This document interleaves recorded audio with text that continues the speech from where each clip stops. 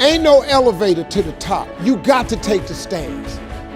The elevator don't go to the top, man. Not in the world of success.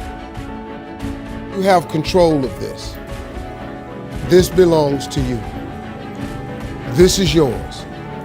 You're the captain, you're the master, you're the foreman, you're the general, you're the head. Don't give control of this to nobody. Get off of Instagram and Snap, and get off these blogs, and get into something that can really, really move your life forward. Listen, getting successful, it's not a magic trick. You can decide to be rich. It's highly doable. But you first have to think it. The difference between successful people and non-successful people is here. I'm no better than none of y'all. If you want to be successful, you have to change this. This has to change.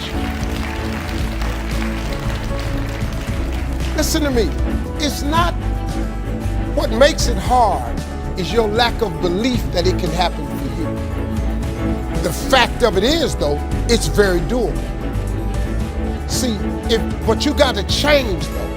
If you keep doing what you've been doing, you're going to keep getting what you've been getting. So if you're at a place in your life and you ain't happy with it, you have to change some things.